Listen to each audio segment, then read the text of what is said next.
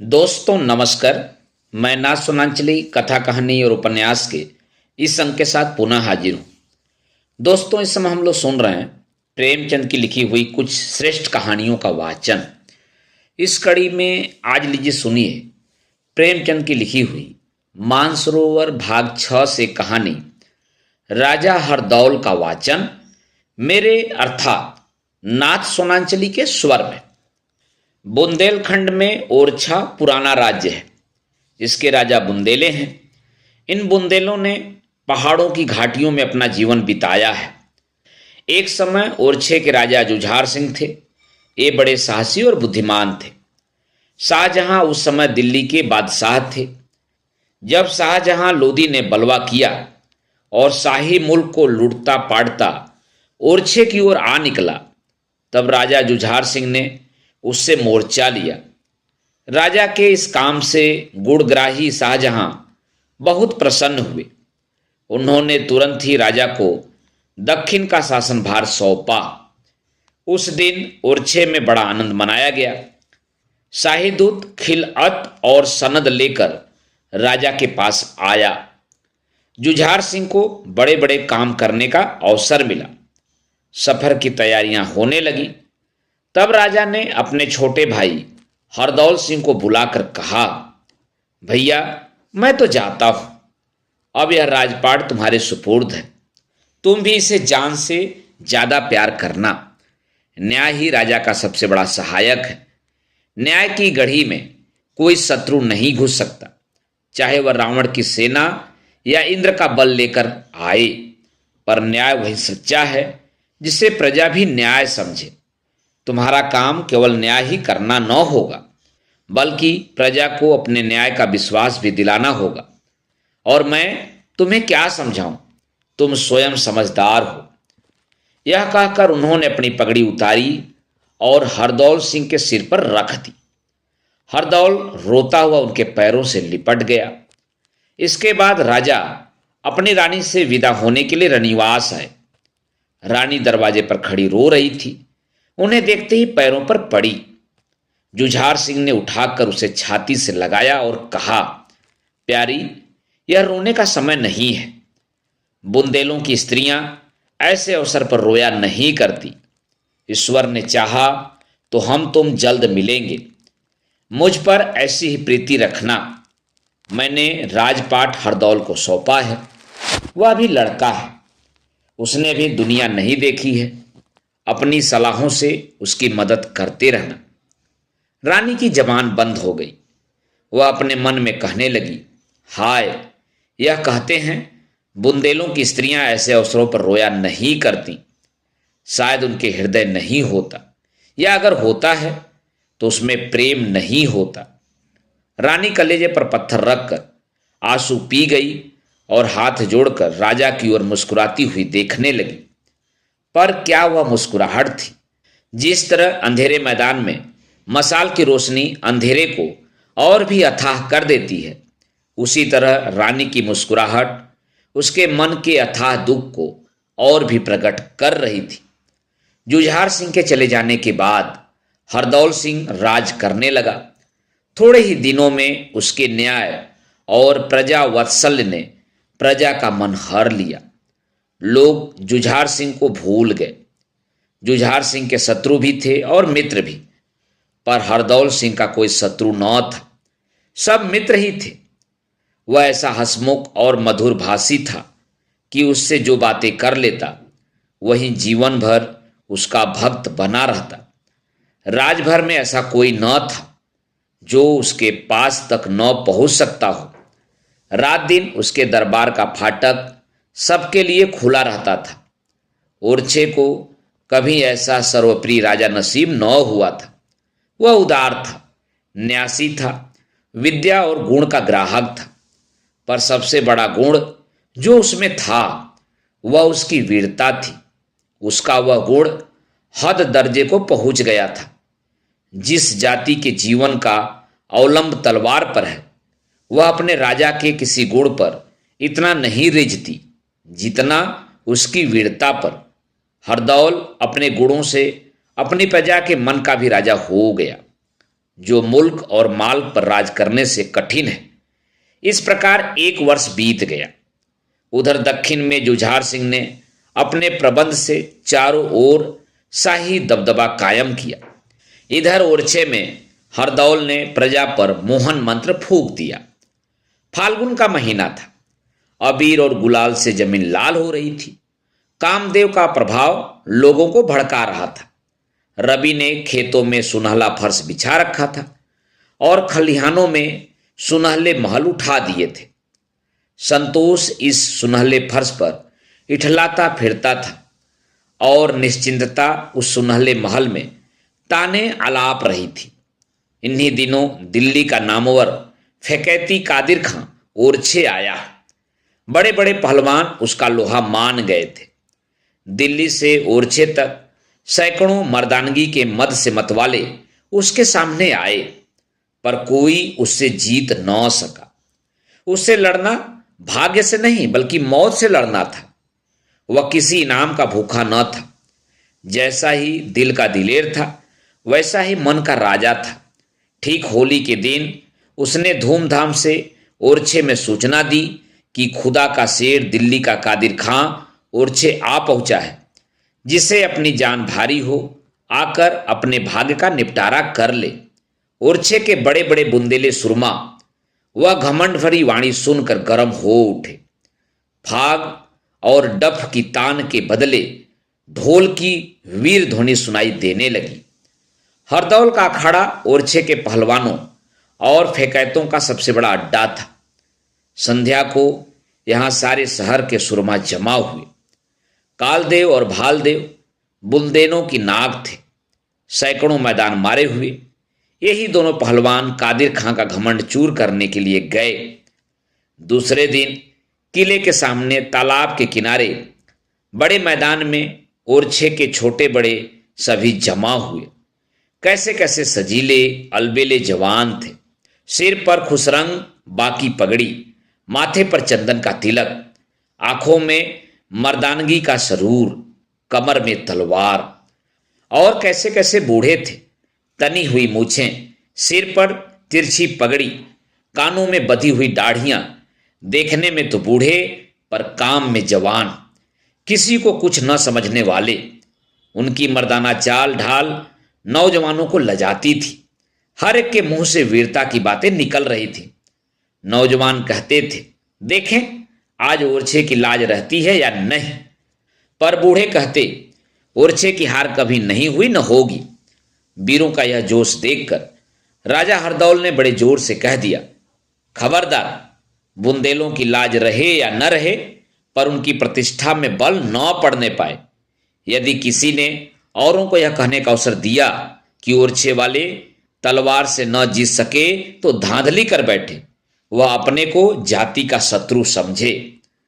सूर्य निकल आया था। एकाएक नगाड़े पर चोट पड़ी और आशा तथा भय ने लोगों के मन को उछाल कर मुंह तक पहुंचा दिया।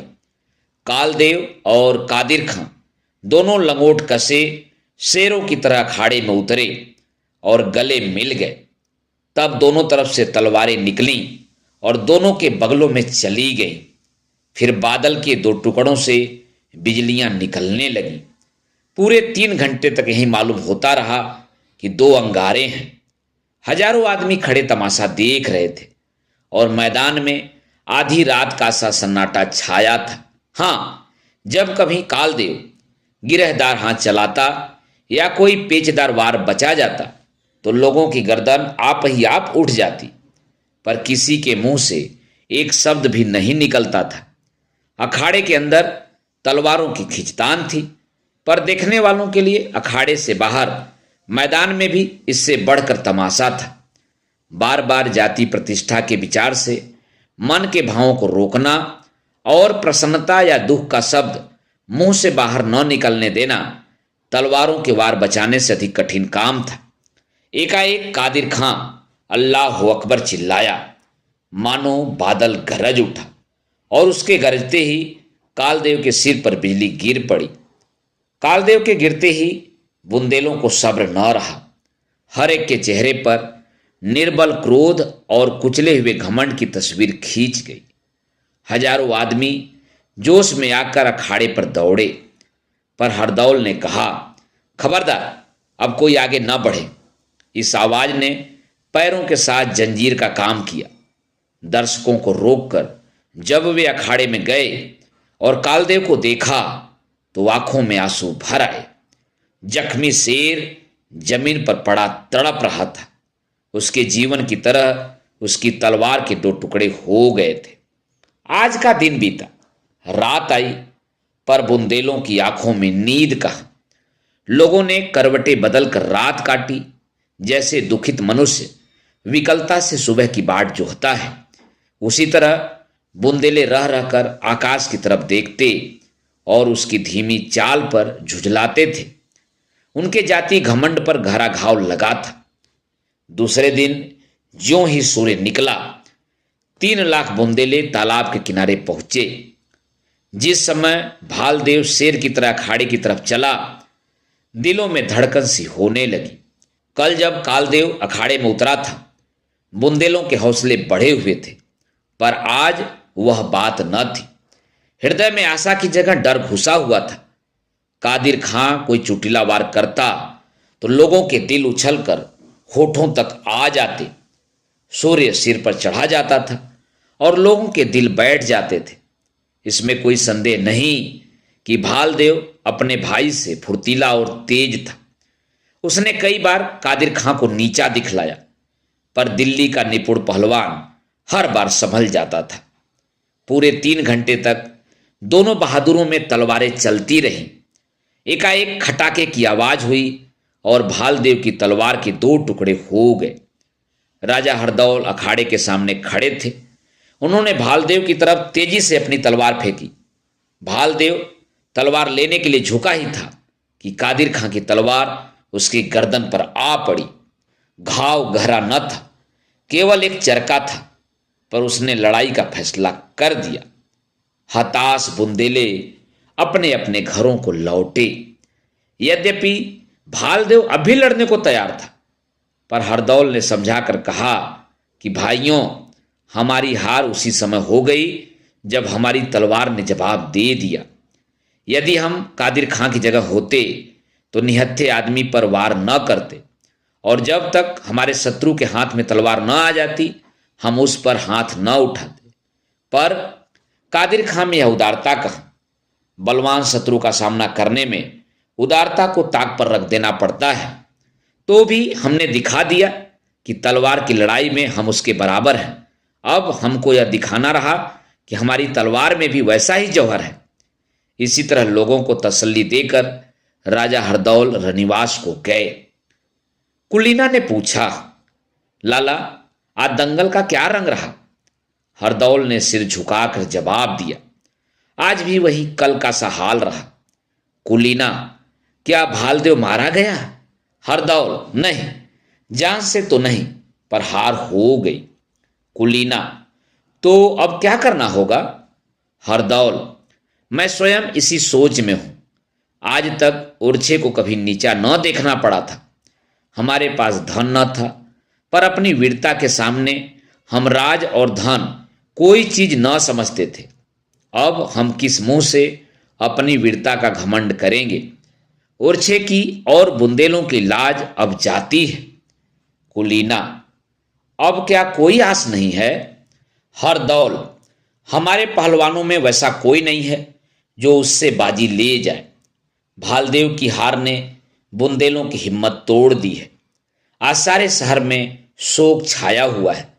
सैकड़ों घरों में आग नहीं जली, चिराग रोशन नहीं हुआ। हमारे देश और जाति की वह चीज जिससे हमारा मान था, अब अंतिम सांस ले रही है। भालदेव हमारा उस्ताद था।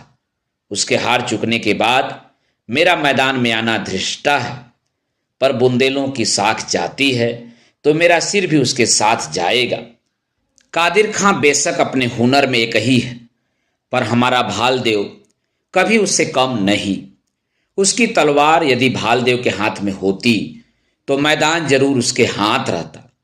ओरछे में केवल एक तलवार है जो कादिर खां की तलवार का मुंह मोड़ सकती है, वह भैया की तलवार है। अगर तुम ओरछे की नाक रखना चाहती हो तो उसे मुझे दे दो। यह हमारी अंतिम चेष्टा होगी।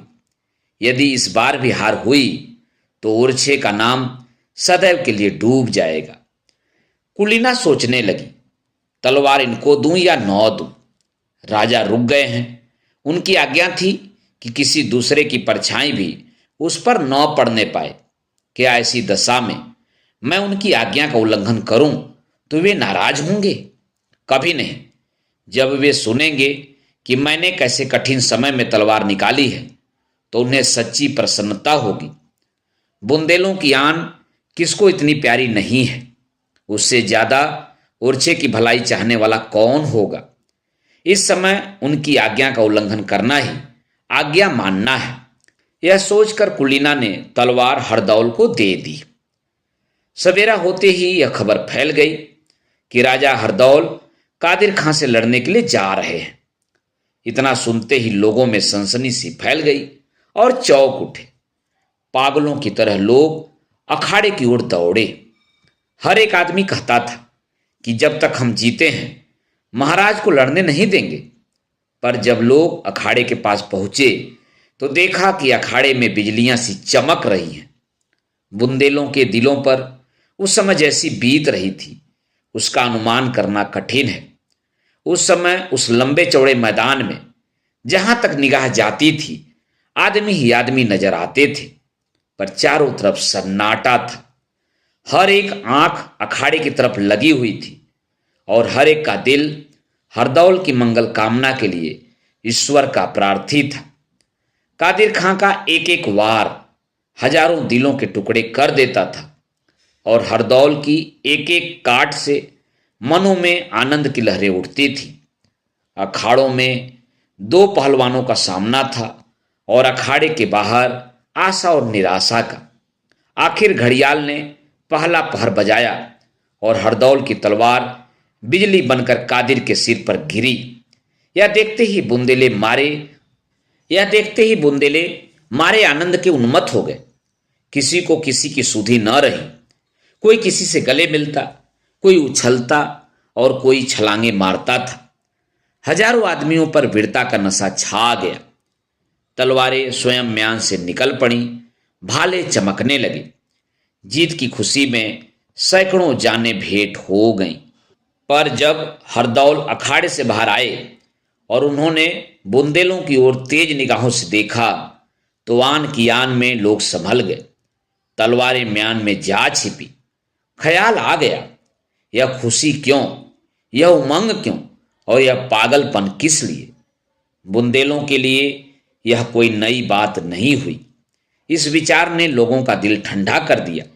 हरदौल की इस वीरता ने उसे हर एक बुंदेले के दिल में मान प्रतिष्ठा की ऊंची जगह पर बिठाया जहां न्याय और उदारता भी उसे न पहुंचा सकती थी।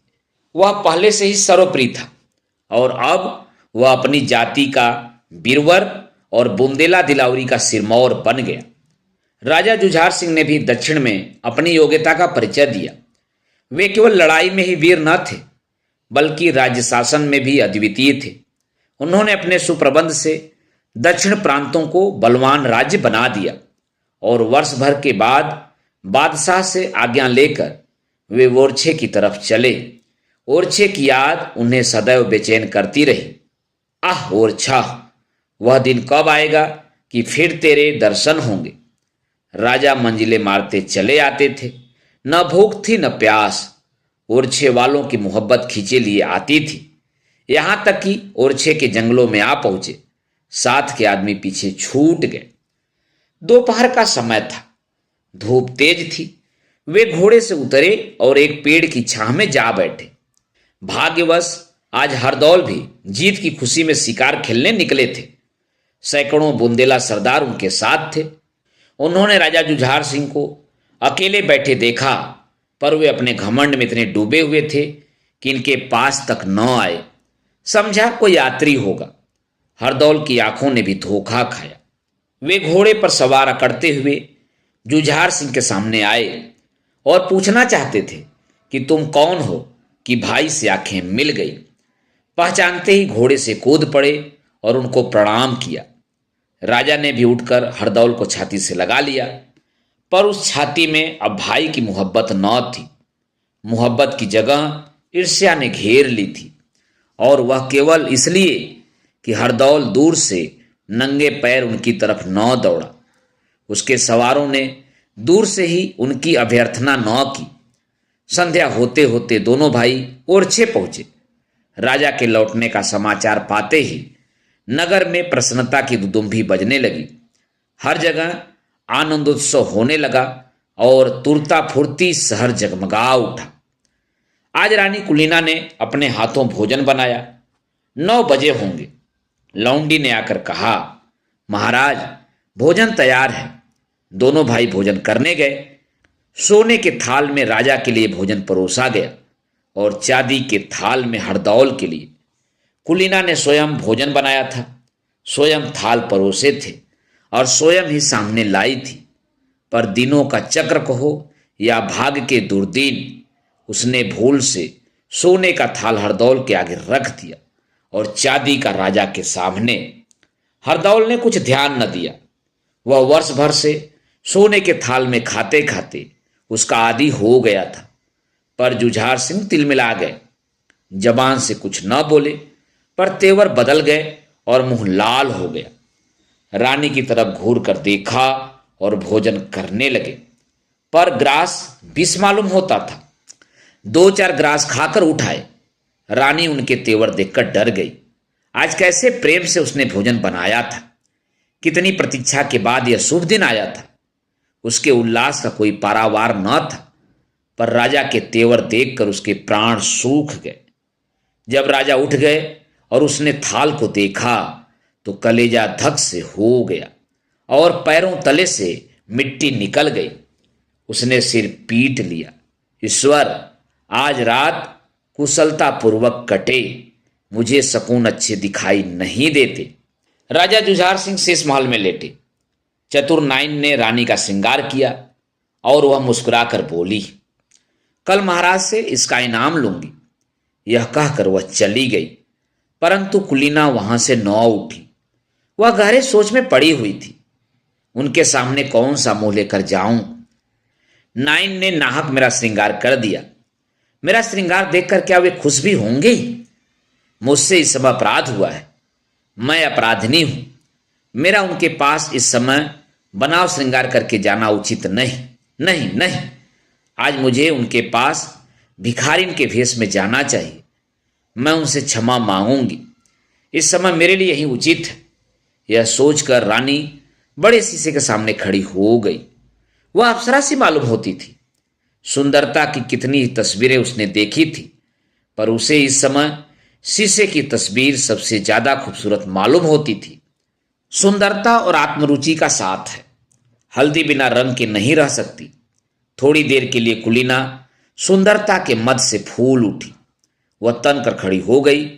लोग कहते हैं कि सुंदरता में जादू है, और वह जादू जिसका कोई उतार नहीं। धर्म और कर्म, तन और मन सब सुंदरता पर न्यौछावर है।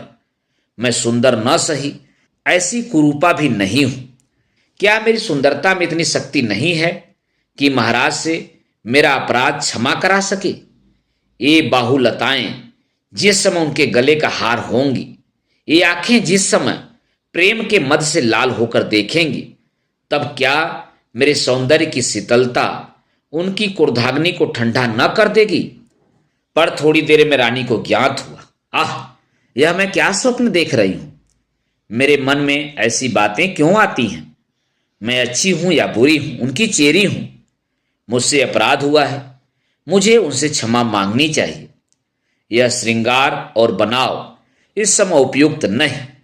यह सोचकर रानी ने सब गहने उतार दिए। इतर में बसी हुई रेशम की साड़ी अलग कर दी, मोतियों से भरी मांग खोल दी, और वह खूब फूट फूट कर रोई। यह मिलाप की रात वियोग की रात से भी विशेष दुखदायिनी है। भिखारिनी का वेश बनाकर रानी शीश महल की ओर चली।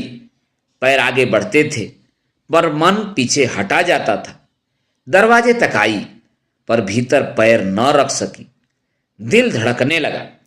ऐसा जान पड़ा मानो उसके पैर थर्रा रहे हैं। राजा जुझार सिंह बोले, कौन है? कुलीना? भीतर क्यों नहीं आ जाती? कुलीना ने जी कड़ा करके कहा, महाराज कैसे आओ, मैं अपनी जगह क्रोध को बैठा पाती हूं। राजा, यह क्यों नहीं कहती कि मन दोषी है, इसलिए आंखें नहीं मिलने देता? कुलीना, निसंदेह मुझसे अपराध हुआ है, पर एक अबला आपसे क्षमा का दान मांगती है। राजा, इसका प्रायश्चित करना होगा। कुलीना, क्यों कर? राजा, हरदौल के खून से। कुलीना सिर से पैर तक कांप गई। बोली, क्या इसलिए कि आज मेरी भूल से जोनार के थालों में उलटफेर हो गया? राजा, नहीं, इसलिए कि तुम्हारे प्रेम में हरदौल ने उलटफेर कर दिया। जैसे आग की आंच से लोहा लाल हो जाता है, वैसे ही रानी का मुंह लाल हो गया। क्रोध की अग्नि सद्भावों को भस्म कर देती है। प्रेम और प्रतिष्ठा, दया और न्याय सब जल के राख हो जाते हैं। एक मिनट तक रानी को ऐसा मालूम हुआ मानो दिल और दिमाग दोनों खौल रहे हैं, पर उसने आत्मदमन की अंतिम चेष्टा से अपने को संभाला। केवल इतना बोली, हरदौल को अपना लड़का और भाई समझती हूं। राजा उठ बैठे और कुछ नर्म स्वर में बोले, नहीं, हरदौल लड़का नहीं है, लड़का मैं हूं जिसने तुम्हारे ऊपर विश्वास किया। कुलीना, मुझे तुमसे ऐसी आशा न थी, मुझे तुम्हारे ऊपर घमंड था। मैं समझता था चांद सूर्य टल सकते हैं, पर तुम्हारा दिल नहीं टल सकता। पर आज मुझे मालूम हुआ कि वह मेरा लड़कपन था। बड़ों ने सच कहा है कि स्त्री का प्रेम पानी की धार है, जिस ओर ढाल पाता है उधर ही बह जाता है। सोना ज्यादा गर्म होकर पिघल जाता है। कुलीना रोने लगी। क्रोध की आग पानी बनकर आंखों से निकल पड़ी। जब आवाज वश में हुई तो बोली, आपके इस संदेह को कैसे दूर करूं? राजा, हरदौल के खून से। रानी, मेरे खून से दाग न मिटेगा। राजा, तुम्हारे खून से और पक्का हो जाएगा। रानी, और कोई उपाय नहीं है? राजा, नहीं। रानी, यह आपका अंतिम विचार है? राजा, हां, यह मेरा अंतिम विचार है। देखो, इस पानदान में पान का बीड़ा रखा है। तुम्हारे सतीत्व की परीक्षा यही है कि तुम हरदौल को इसे अपने हाथों खिला दो। मेरे मन का भ्रम उसी समय निकलेगा जब इस घर से हरदौल की लाश निकलेगी। रानी ने घृणा की दृष्टि से पान के बीड़े को देखा और वह उल्टे पैर लौट आई। रानी सोचने लगी, क्या हरदौल के प्राण दूं? निर्दोष सच्चरित वीर हरदौल की जान से अपने सतीत्व की परीक्षा दूं? उस हरदौल के खून से अपना हाथ काला करूं जो मुझे बहन समझता है? यह पाप किसके सिर पड़ेगा? क्या एक निर्दोष का खून रंग न लाएगा? आह, अभागी कुलीना, तुझे आज अपने सतीत्व की परीक्षा देने की आवश्यकता पड़ी है, और वह ऐसी कठिन। नहीं, यह पाप मुझसे नहीं होगा। यदि राजा मुझे उल्टा समझते हैं तो समझें, उन्हें मुझ पर संदेह है तो हो, मुझसे यह पाप न होगा। राजा को ऐसा संदेह क्यों हुआ? यह केवल थालों के बदल जाने से? नहीं, अवश्य कोई और बात है। आज हरदौल उन्हें जंगल में मिल गया। राजा ने उसकी कमर में तलवार देखी होगी। क्या आश्चर्य है, हरदौल से कोई अपमान भी हो गया हो। मेरा अपराध क्या है? मुझ पर इतना बड़ा दोष क्यों लगाया जाता है केवल थालों के बदल जाने से? हे ईश्वर, मैं किससे अपना दुख कहूं? तू ही मेरा साक्षी है। जो चाहे सो हो, पर मुझसे यह पाप न होगा। रानी ने फिर सोचा, राजा, तुम्हारा हृदय ऐसा ओछा और नीच है। तुम मुझसे हरदौल की जान लेने को कहते हो। यदि तुमसे उसका अधिकार और मान नहीं देखा जाता तो क्यों साफ साफ ऐसा नहीं कहते? क्यों मर्दों की लड़ाई नहीं लड़ते? क्यों स्वयं अपने हाथ से उसका सिर नहीं काटते और मुझसे वह काम करने को नहीं कहते हो? तुम खूब जानते हो मैं यह नहीं कर सकती। यदि मुझसे तुम्हारा जी उकता गया है यदि मैं तुम्हारी जान की जंजाल हो गई हूं तो मुझे काशी या मथुरा भेज दो।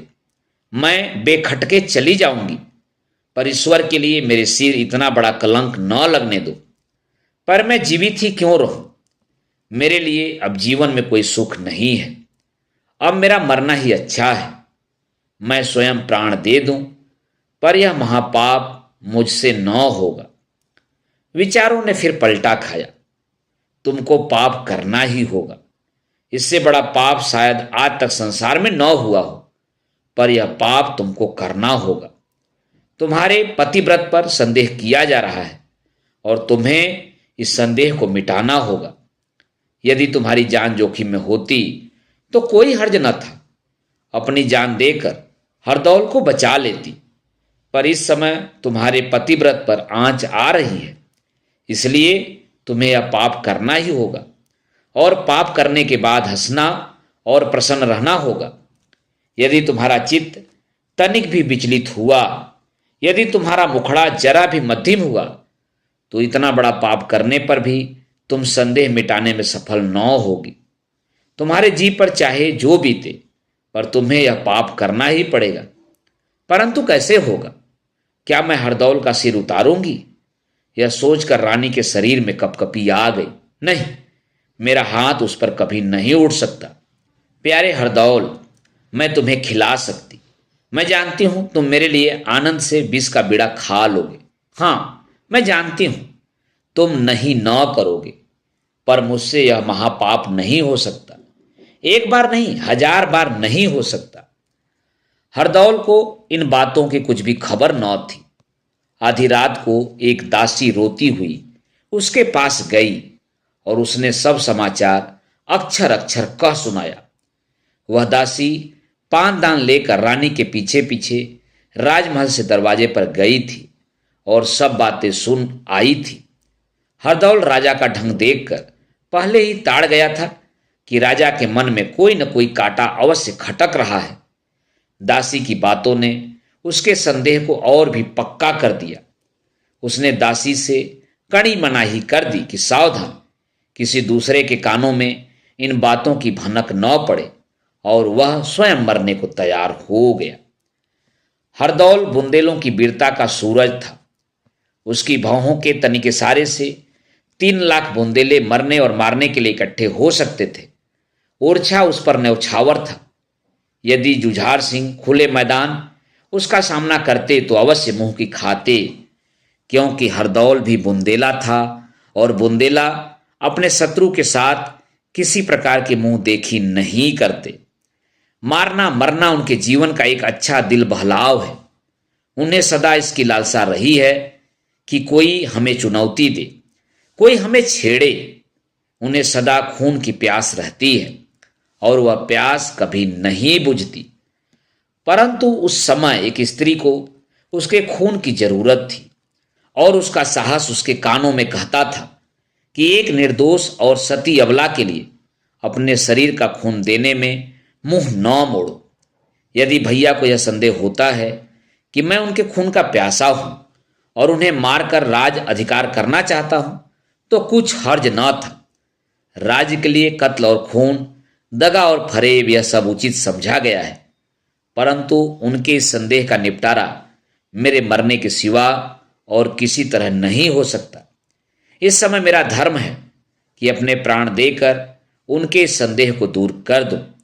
उनके मन में यह दुखाने वाला संदेह उत्पन्न करके भी यदि मैं जीता ही रहूं और अपने मन की पवित्रता जताऊं तो मेरी ढिठाई है। नहीं, इस भले काम से अधिक आगा पीछा करना अच्छा नहीं।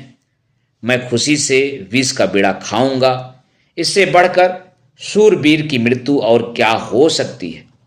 क्रोध में आकर मारू के भय बढ़ाने वाले शब्द सुनकर रण क्षेत्र में अपनी जान को तुच्छ समझना इतना कठिन नहीं है। आज सच्चा वीर हरदौल अपने हृदय के बड़प्पन पर अपनी सारी वीरता और न्यौछावर करने को उद्यत है। दूसरे दिन हरदौल ने खूब तड़के स्नान किया, बदन पर अस्त्र शस्त्र सजा, मुस्कुराता हुआ राजा के पास गया। राजा भी सोकर तुरंत ही उठे थे।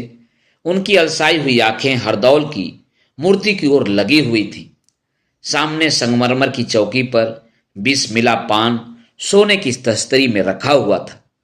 राजा कभी पान की ओर ताकते और कभी मूर्ति की ओर। शायद उनके विचार ने इस 20 की गांठ और उस मूर्ति में एक संबंध पैदा कर दिया था।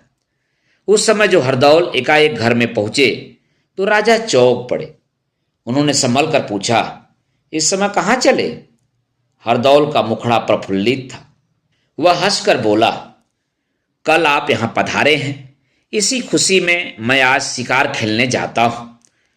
आपको ईश्वर ने अजय बनाया है, मुझे अपने हाथ से विजय का बीड़ा दीजिए। यह कहकर हरदौल ने चौकी पर से पानदान उठा लिया और उसे राजा के सामने रखकर बीड़ा लेने के लिए हाथ बढ़ाया। हरदौल का खिला हुआ मुखड़ा देखकर राजा की ईर्ष्या की याद और भी भड़क उठी। दुष्ट, मेरे घाव पर नमक छिड़कने आया है। मेरे मान और विश्वास को मिट्टी में मिलाने पर भी तेरा जी न भरा। मुझसे विजय का बीड़ा मांगता है। हाँ, यह विजय का बीड़ा है, पर तेरी विजय का नहीं, मेरी विजय का। इतना मन में कहकर जुझार सिंह ने बीड़े को हाथ में उठाया। वे एक क्षण तक कुछ सोचते रहे, फिर मुस्कुराकर हरदौल को बीड़ा दे दिया। हरदौल ने सिर झुकाकर बीड़ा लिया, उसे माथे पर चढ़ाया। एक बार बड़ी ही करुणा के साथ चारों ओर देखा और फिर बीड़े को मुंह में रख लिया। एक सच्चे राजपूत ने अपना पुरुषत्व दिखा दिया। 20 हलाहल था। कंठ के नीचे उतरते ही हरदौल के मुखड़े पर मूर्धनी छा गई और आंखें बुझ गईं। उसने एक ठंडी सांस ली, दोनों हाथ जोड़कर जुझार सिंह को प्रणाम किया और जमीन पर बैठ गया। उसके ललाट पर पसीने की ठंडी ठंडी बूंदें दिखाई दे रही थी और सांस तेजी से चलने लगी थी, पर चेहरे पर प्रसन्नता और संतोष की झलक दिखाई देती थी। जुझार सिंह अपनी जगह से जरा भी न हिले। उनके चेहरे पर ईर्ष्या से भरी हुई मुस्कुराहट छाई हुई थी, पर आंखों में आंसू भर आए थे। उजाले और अंधेरे का मिलाप हो गया था। दोस्तों, अभी आप सुन रहे थे प्रेमचंद की लिखी हुई मानसरोवर भाग 6 से कहानी राजा हरदौल का वाचन मेरे अर्थात नाथ सोनांचली के स्वर में। दोस्तों, और भी किस्से, कहानी और उपन्यास सुनने के लिए आप मेरे साथ कथा, कहानी और उपन्यास के साथ जुड़े रहें। धन्यवाद। नमस्कार।